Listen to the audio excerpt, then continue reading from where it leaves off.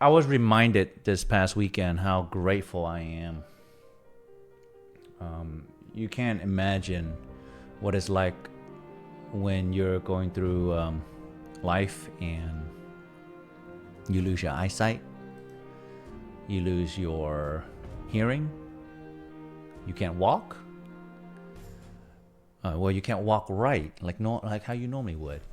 And this past weekend, my wife decided to have this great idea to babysit a dog.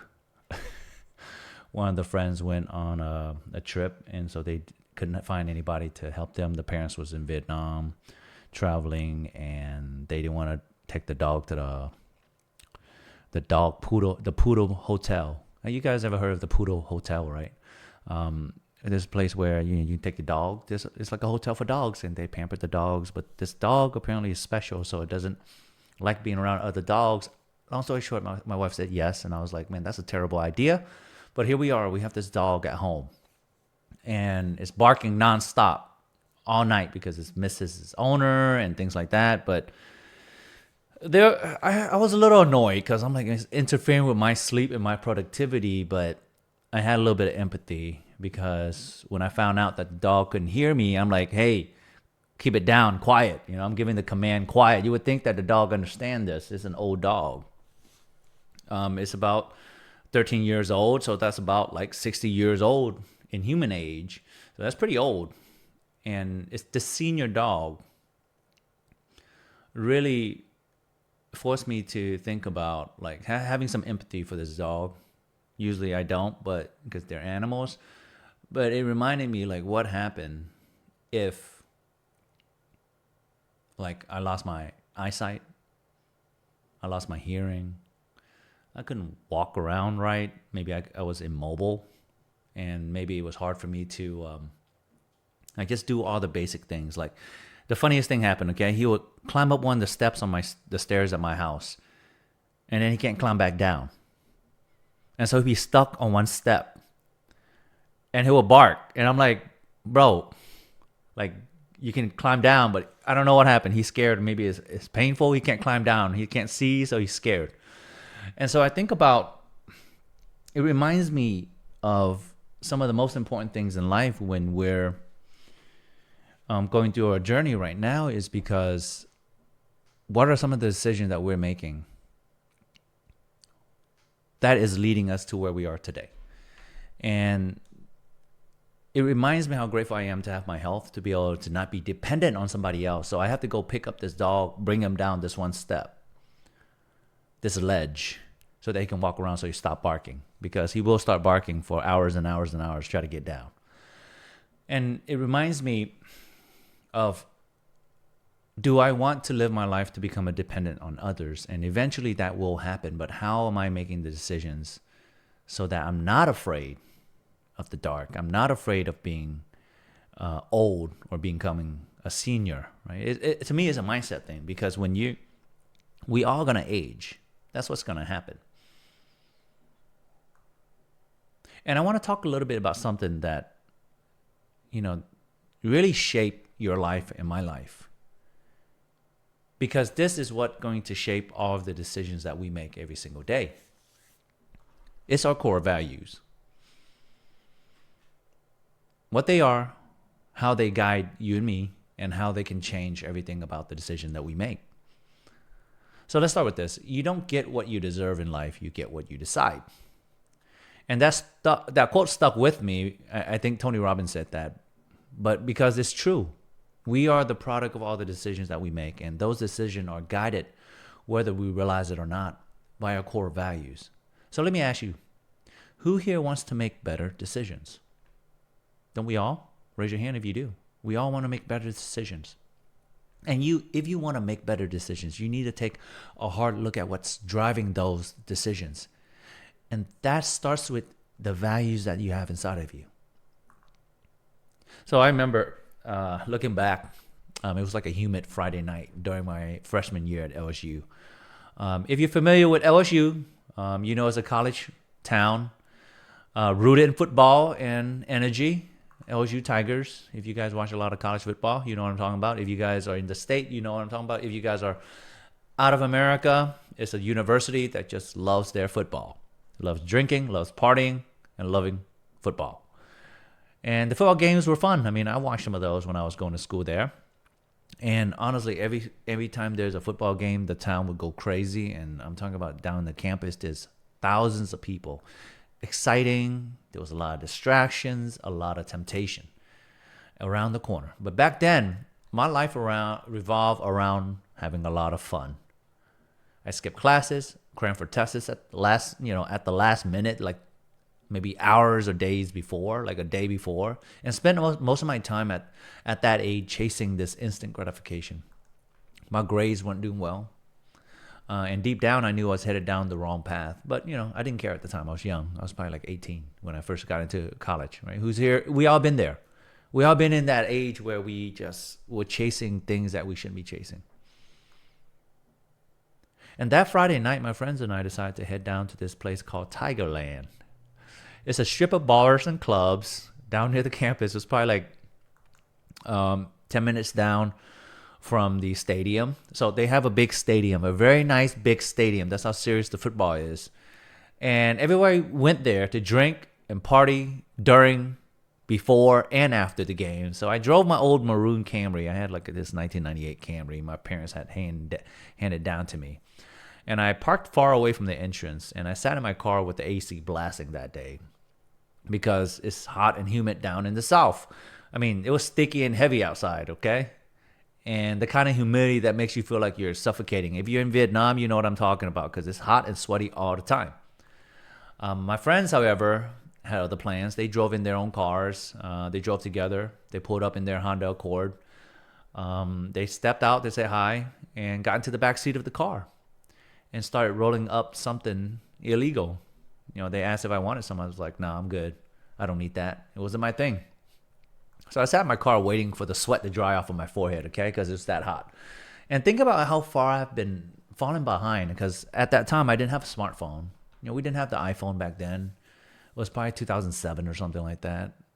And I was just sitting in my car waiting, listening to some music, just thinking about, how poor my grades were and I was falling behind. I knew I was just barely scraping by, but I wasn't ready to change. And then it happened out of nowhere. And two massive black SUV, like just plowing through the parking lot. I'm talking about there's sirens. There's lights flashing like it's fireworks. I froze, man. My heart sank. The SUV literally screeched to a halt. And before I could process what was happening, the police officer jumped out of the car with like guns pointing at us. Put your hands up in the air. Get out of the car, they said. I mean, I was like, oh, crap. Like, what's going to happen? And that word hit me pretty hard. It's like I was watching Cops, but it was me. And pretty much time slowed down. My body felt pretty heavy. I was thinking in my mind, this couldn't be happening. I stepped out the car with my hands raised, trembling. I was shaking. And as if, the ground beneath me had disappeared, my friends were dragged out of their car. I mean, their faces were pretty much in shock. They were pale. They looked scared. And I watched as the officers searched their car, the backseat of their car, and they found exactly what they were looking for. Of course, they were smoking weed, rolling up a joint in the back of the car. And at that moment, I felt like I was standing in the edge of a cliff because my heart was like racing, was pounding. I'd never been arrested ever in my life. All I could think about was my parents. How would they react if I called them from jail? Would they even look at me the same way? Was my future over? Was my college career over? How did this happen? So I thought about it. I sat there. All the decisions I made so far was towards having fun and looking for a good time. It was never about the future. Look what is happening. It felt like I was watching my life shatter in slow motion. And looking back now, I realized that every decision I made to that point was guided by one simple, destructive value: having fun at all costs. Because I grew up feeling kind of restricted. Don't we all feel kind of restricted when we were growing up? And when we were able to get set free like a free bird, we just flew everywhere. We got let out of the cage. And that's what I felt like.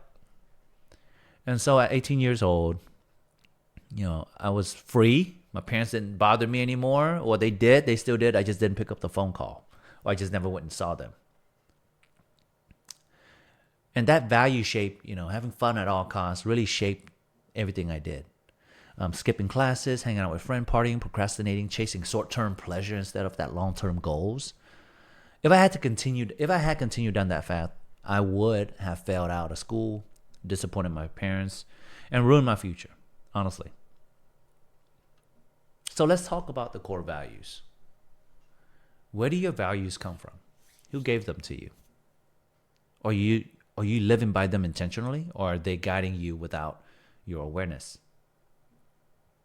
Core values are like rules for your life. They're the beliefs that shape your attitude, your actions, and your decisions. So they're like barriers on the side of a road where as you're driving, this barrier you don't cross. You see it, but you don't cross it. And they're guiding you on the same path. They're keeping you in line with that path. And sometimes those values can be the wrong values. You don't see them as destructive until you sit and reflect. So some destructive values, always trying to please others, like approval seeking, right? Who does that? Who do that? Raise your hand if you do that. I do that. I used to do that a lot. That's why I'm great with people, because I'm always trying to help, because I'm trying to hey, like me. But I did it come from a poor place. And that's pretty much the need to please everyone at all costs. Control, believing that you must control everything to succeed. Man, victim mentality, always blaming others for your situation. Fun first, prioritizing short-term pleasure over long-term fun. Instant gratification. Greed, focusing only on material success. So these values might feel like they're helping you in the moment, but over time they lead to frustration, poor decision, failures, mistakes. So how do you identify them? How do you make better decisions? How do you get better core values? So I remember when I was, I guess in my 20s, I had moved to Dallas, and I was just building this business. And I went to the gym one morning, and I was loading up the deadlift. If you guys are familiar with deadlifts, you just pull a bar with weights on it and you pull it up. It's a very, very, basic movement. And that morning, I woke up early like I always had, but I wasn't feeling well. My hands hurt, my body hurt. There was another situation I can talk about later on, but anyway, I was in an incident, and now my body hurts. And so I loaded up the weights on both sides, 45 pounds, 345 on each side, some 25 pounds. So total weight was 375 pounds. That's when I was lifting a lot of weight. And that day I lifted this weight with improper form. And it was light compared to what I normally lifted. But that day, because I wasn't feeling like in the zone, there's days you wake up and you're like, man, I don't feel right. There's going to be days you wake up and you don't feel right. And that day, as I was pulling this weight up, my back gave out. I heard a pop. And man, my whole body just kind of gave out. I dropped the weight, literally the weight just fell on my hand. My whole body just collapsed. And luckily I caught myself from falling. And so I sat on the bench for 15 minutes thinking what had happened. And for the next several weeks, I was in excruciating pain. I was not able to walk or stand. I had to crawl to the bathroom like a disabled person, and to the shower. It took me a few days to be able to go take a shower. And it took me really 2 weeks to actually stand up without feeling pain, and to sit straight up and not feel any pain in my lower back. But that pain never left me. I mean, I still have that problem now. I still have a lower back problem. It was permanent. I was forced to reevaluate. And during that 2 weeks there was a week where I could move, so I literally laid in bed. And I was forced to reevaluate my training. And I asked myself, was I training to stay healthy, or was I training to impress the girls? And honestly, I was trying to impress the girls, if you guys were wondering. At the time, I was training for one thing. And we all did things to try to impress others. We did things for the wrong reason. So what I'm reminding you today is, don't wait till something bad happened, till something dramatic happened, till a trauma happened, till an accident happened in your life for you to reflect. I have a friend that he he just, whatever happened, he just made a bunch of poor decisions, just stubbornness, not listening, not following through on what was advised. He ended up getting into a car wreck and killing somebody because he decided to drink and drive. Went to jail. But those things could have been avoided if he had just listened, right? Taken advice that I given, or reach out to other people to receive advice. So why is it so important to reflect? So this is the most important thing that you have to do on a daily basis. Practice the process of reflection. Spend time thinking about what is guiding your choices. Then ask yourself the tough question. Number 2, you got to ask yourself the tough question. What's causing your distress? What habits are holding you back?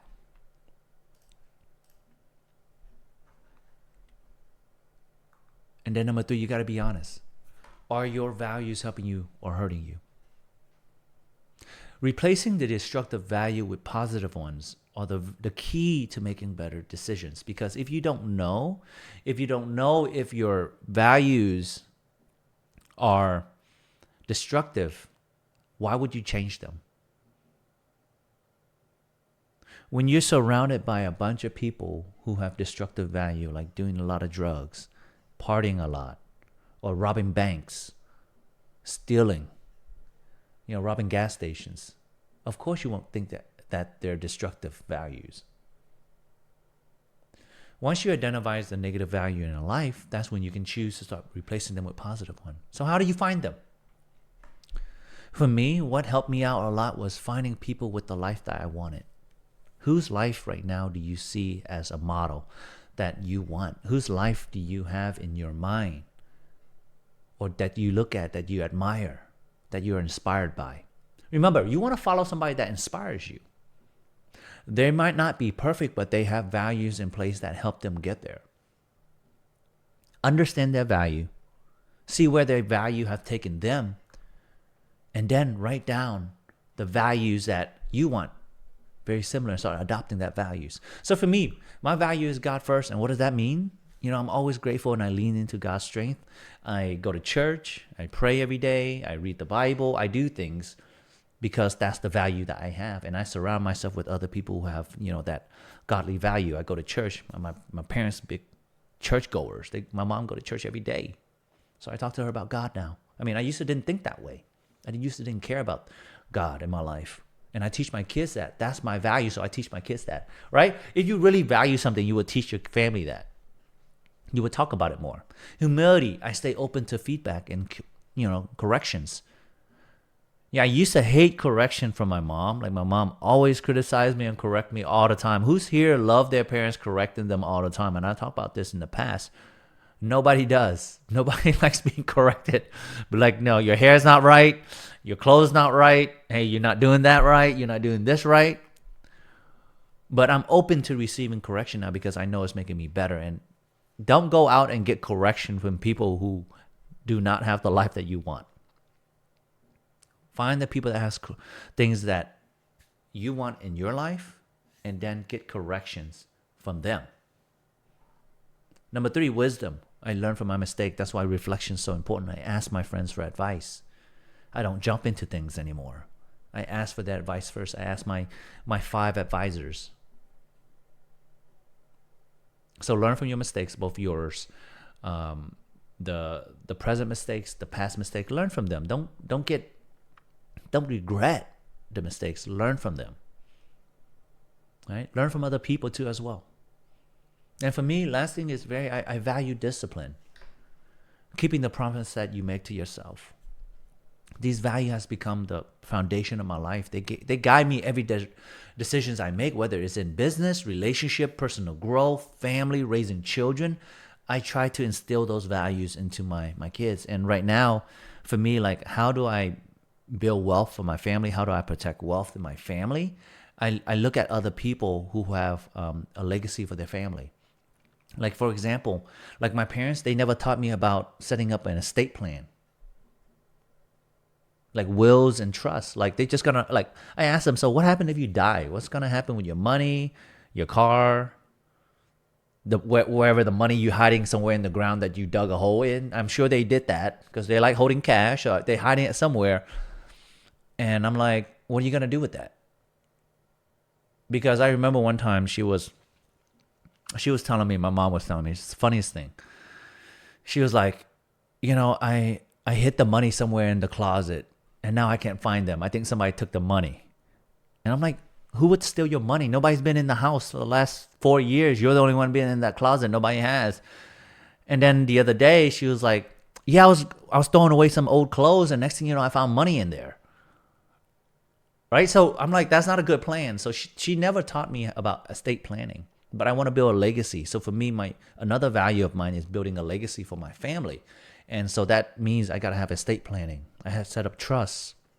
I have to set up a will for my children, set up, have people ready in place, be around people that thinks about legacy, like people that have the same value that I have so that they can help my children. If let's say me and my wife get on a plane somewhere, we flying somewhere and then the plane crash, we both die, well, the kids are well taken care of. And for the grandkids too, not just for the kids today, it's for my grandkids. You got to think about legacy. Don't do this for you. Build a legacy for your children too, and your grandchildren. Build something that you're proud of. All right, so all of these values guide your decision. So pick them. 2025 is coming. The reason why I'm talking about this is because the year is about to start. And if you haven't picked a value or haven't reviewed your core values, then you need to start. So how do you, change your core value? First, you got to start identifying what is your current values. Write down the one that is bad and destructive for you, and then write down the ones that have been productive, the values that you've been adopting. All right, number 2, you got to challenge the negative one. Ask yourself if they're helping you or holding you back. Just ask yourself, are they helping me get closer to my goals? Are they helping me create a better future for my life? Are they helping me make better decisions? So I remember I had that value where I had to please everybody. I was needy. Someone, I was attention seeking. I was seeking approval. And I would hang out with a lot of different people. And thank God, I'm going to be honest, I was around a lot of bad people. I was hanging around with a lot of gang members. I was hanging around with a lot of drug dealers. I was hanging around with a lot of people. I was also hanging around with a lot of people who also did really well. And thank God, for some reason, I did not follow those people.